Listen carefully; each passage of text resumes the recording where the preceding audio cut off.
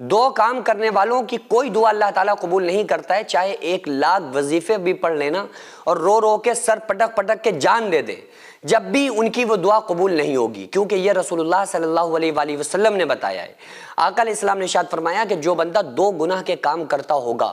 وہ کتنی بھی دعائیں مانگ لے اس کی کوئی دعا قبول نہیں ہوگی، اور یہ وہ 2 ایسے گناہ ہیں یہ کہ اکثر و بیشتر لوگ ان گناہوں کو کرتے ہیں، انہیں پتہ بھی نہیں چلتا کہ یہ جنہیں ہم اتنا معمولی اور نارمل گناہ سمجھ رہے ہیں یہ اتنے بڑے گناہ ہیں کہ ہماری کوئی دعا اللہ تعالیٰ قبول نہیں کرے گا۔ اور یہ بخاری شریف کے اندر حدیث موجود ہے، اس حدیث کے راوی حضرت ابو ہریرہ رضی اللہ تعالیٰ نے کہ آقا علیہ السلام نے ارشاد فرمایا کہ جو بندہ یہ 2 گناہ کے کام کرتا ہوگا وہ کتنی بھی دعائیں مانگ لے اللہ تعالیٰ اس کی دعا کو قبول نہیں کرتا ہے۔ پہلا گناہ وہ بندہ جو شرک کرنے والا ہو، یعنی جو بندہ اللہ کی ذات و صفات میں شرک کرتا ہوگا تو اللہ تبارک و تعالیٰ اس کی کسی دعا کو قبول نہیں کرتا۔ شرک کسے کہتے ہیں؟ یعنی کہ اللہ کی ذات اور صفات میں کسی کو برابر سمجھنا، کسی کو شریک سمجھنا، یہ سمجھنا کہ یہ کام جو اللہ کر رہا ہے یہ اللہ کی اذن کے بغیر، اللہ کی مرضی کے بغیر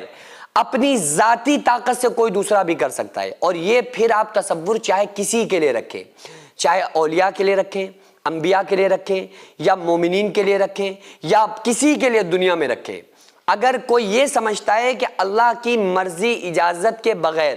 بذات خود جو کام اللہ کر رہا ہے وہ کوئی اور بھی کر سکتا ہے تو یہ شرک ہے، کیونکہ اللہ کی ذات و صفات میں کسی کو شریک سمجھنا، برابر سمجھنا، یہی شرک ہے۔ تو جو بندہ شرک کرتا ہوگا وہ بندہ کتنی بھی دعا کر لے اللہ تبارک و تعالیٰ اس کی دعا کو قبول نہیں کرتا ہے۔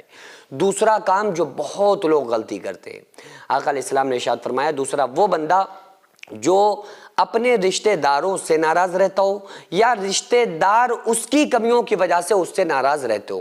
اچھا، ہر رشتہ دار کی یہ پرابلم ہے، وہ کہتے ہیں کہ یار ہم تو ٹھیک ہیں لیکن جو ہمارے رشتہ دار ہیں نا وہی وہ الٹے سیدھے کام کرتے ہیں، ان سے ہماری پٹی نہیں کھاتی کیونکہ ان کی غلطی ہے۔ بھائی یہی تو پرابلم ہے، آپ کہہ رہے ہو کہ ان کی غلطی ہے، وہ آپ کے رشتہ دار سمجھ رہے ہیں کہ آپ کی غلطی ہے، تو پھر تو ایک دوسرے میں اسی طرح سے تنازع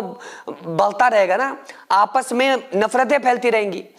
اگر آپ کو یہ لگ رہا ہے نا کہ بھلے غلطی ان کی ہے اور آپ اللہ کی رضا کے لیے آپ جھک جائیں گے، کیونکہ اللہ تعالیٰ نے جگہ جگہ رشتہ داروں کے ساتھ حسن سلوک کرنے کا حکم دیا ہے، اگر آپ یہ سوچ کر کہ چلو اللہ کے لیے ہم جھک جائیں گے کوئی بات نہیں، لیکن یہ مسئلہ دین کے لیے نہ ہو، دین کی وجہ سے نہ ہو، کیونکہ آقا علیہ السلام نے ارشاد فرمایا جس نے اللہ کی خاطر دیا، اللہ کی خاطر روک لیا، اللہ کی خاطر دوستی کی، اللہ کی خاطر دشمنی کی، اس نے اپنے ایمان کو مکمل کر لیا۔ لیکن وہ ذاتی طور پر لڑائی نہیں لڑنا چاہیے، اور ذاتی اگر کوئی مسئلہ ہے تو اس میں آپ اگر رشتہ داروں کے ساتھ سامنے جھک جائیں، یعنی ان سے معذرت کر لیں، ان کو سوری بول دیں، تو خدا کی قسم اللہ تعالیٰ آپ کی عزت میں 4 چاند لگا دے گا اور اللہ تعالیٰ آپ کی عزت کو بڑا کر دے گا۔ آپ اگر رشتہ داروں سے سوری بھی بول دیں، آپ ان کے سامنے معافی بھی مانگ لیں، بھلے ان کی غلطی ہو، تو اللہ تعالیٰ آپ کی عزت کو 10 گنا زیادہ بڑھا دے گا۔ ایسا آپ آزما کے دیکھ لیں، کر کے دیکھ لیں۔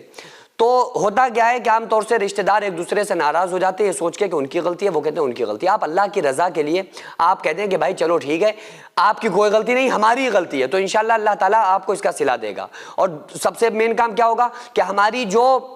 دعاؤں کی وجہ سے جو رکاوٹیں آ رہی ہیں دعاؤں میں، انشاءاللہ تعالیٰ وہ پھر رکاوٹیں نہیں آئیں گی۔ ہاں کسی کے رشتہ دار ایسے ہیں کہ وہ بالکل ہی کسی طرح سے آپ رکھنا چاہ رہے ہیں وہ رکھنا ہی نہیں چاہ رہے ہیں، اور وہ پھر آپ کو اتنا ذلیل سمجھ رہے ہیں کہ وہ کہہ رہے ہیں کہ بھائی ہم تم سے رکھنا نہیں چاہتے، پھر ہم سے تم کیوں رکھنا چاہتے ہو، وہ ایک الگ مسئلہ ہے۔ لیکن آپ اپنی جانب میں کوشش کریں کہ آپ انہیں راضی کر لیں، وہ راضی ہو جائیں گے تو انشاءاللہ تعالیٰ اللہ تعالیٰ آپ سے راضی ہو جائے گا اور آپ کی تمام دعائیں اللہ تبارک و تعالیٰ کی بارگاہ میں قبول ہوں گی۔ سوچیں کل قیامت کے دن جب ہر انسان اپنے اعمال کا محتاج ہوگا تو آپ کے لیے جنت میں ایک شاندار محل تیار ہوگا، کیونکہ آپ نے اللہ کے گھر کی تعمیر میں حصہ لیا تھا۔ یہ مسجد اور مدرسہ صدیوں تک عبادت، قرآن، آذان اور علم کا مرکز بنے گا۔ وہ ہر سجدہ، ہر تلاوت، ہر دعا آپ کے لیے صدقہ جاریہ بنے گی۔ رسول اللہ صلی اللہ علیہ وآلہ وسلم نے فرمایا جو اللہ کے لیے مسجد بنائے اللہ اس کے لیے جنت میں گھر بنائے گا۔ بھائیوں اور بہنوں کیا آپ چاہتے ہیں جنت میں اللہ آپ کے لیے گھر بنائے؟ آپ کے پاس بڑا ہی سنہرا موقع ہے، ہم مسجد اور مدرسے کے لیے زمین خرید رہے ہیں۔ آن روڈ ہونے کی وجہ سے زمین کی قیمت تقریباً 2 کروڑ ہے، لیکن ٹائم ہمارے پاس بہت ہی کم ہے،